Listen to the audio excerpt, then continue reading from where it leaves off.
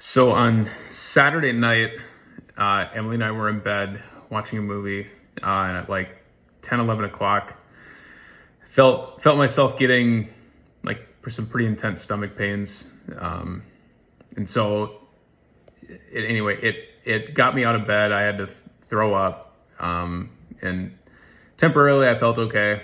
Went back to bed, but I didn't sleep well. I could tell I was up every few minutes with cramps or whatever. So anyway, it got to the point at 4 o'clock on Sunday morning, that I got up and I was in writhing pain, threw up again,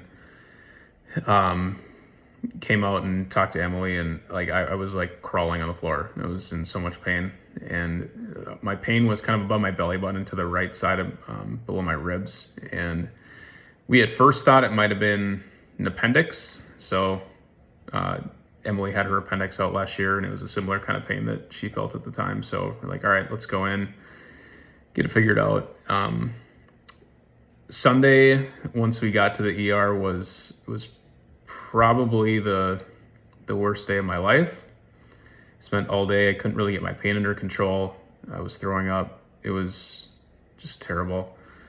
So we spent the last couple days after that, doing a variety of different tests, trying to get this thing to move. And when I say this thing, it's not necessarily like an actual ball of, it was fluids, it was whatever, right? But nothing was passing through. So on Wednesday in the morning, they did this contrast imaging procedure where I drank a cup of barium contrast that is diagnostic and therapeutic. So what it does is it kind of sits in your intestinal tract, and where it stops is where they can see where a blockage would be. But at the same time, while it's doing that, it's also helping to push things through. So they had me drink this, and then every half an hour I would take an x-ray. So I think I did that. I had probably 8 or 10 x-rays on Wednesday. And I think the last x-ray was about 4 or 5 o'clock.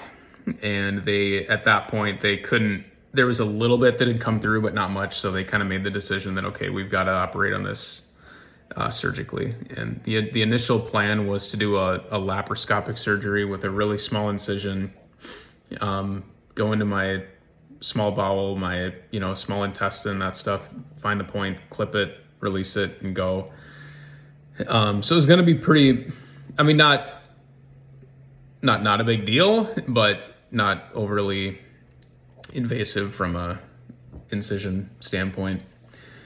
So they had us all prepped for anesthesia, everything on Wednesday night. Like I said, my last x-ray was at like 5 o'clock. I actually slept pretty decent at night. I was under some pretty good pain control and passed the time pretty well. Woke up in the morning, and my surgery was supposed to be at 10 o'clock. At 8 o'clock, they had me go down to take a last x-ray just to see if there had been any kind of final movement, and took the x-ray. I looked at my Sanford chart a little bit later, and I read the x-ray before we had a chance to talk to the surgeon, and it said something in there about there was no obstruction or there wasn't anything there anymore, but I wasn't sure if that just meant the obstruction moved to one spot to another. I wasn't trying to get too excited about it.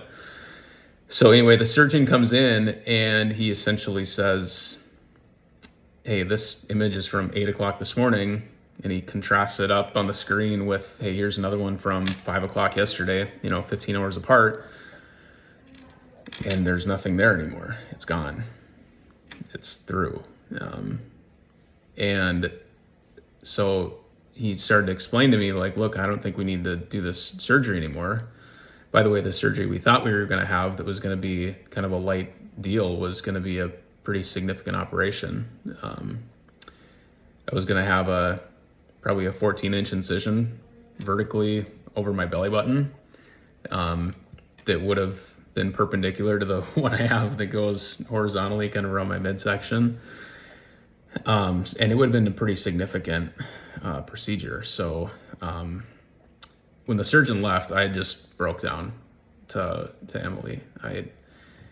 I've never been a doubter of God, But there's only so many times in my life where I've really felt divine intervention come in and put a cloak of protectiveness over me.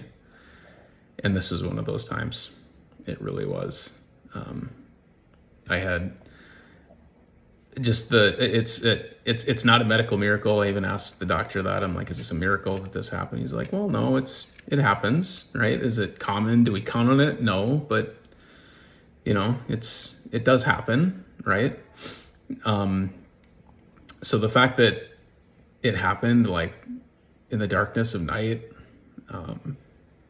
that God came over and protected me like that, it's just, I can't even describe it. The feeling that came over me on Thursday morning when that was when I was told that was free. Those chains were broken from inside of me. It's just an incredible feeling. So we weren't quite out of the darkness yet, but they said, hey, like, let's keep you on a liquid, or not a liquid only diet, NPO, which is basically nothing, right? Ice chips. So they kept me on an NPO diet for the day just to see how I would do with that, just to see if there was anything else that was going to cause a blockage. And then slowly yesterday they introduced clear liquids like Jellos, coffee, soda, to see how I'd handle those. And then I went to full liquids. So last night I had like a milkshake, some chicken broth and that stuff. And I was handled it fine, felt good, was energetic.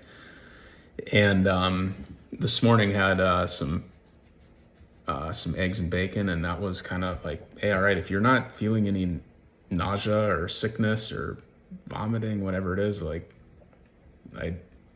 you're good. So here we are. It's like 1 o'clock on Friday, and I thought I was going to be in the middle of a pretty long recovery from a surgery that was going to be pretty life altering, and it was by the goodness of God that I'm here, and that was free.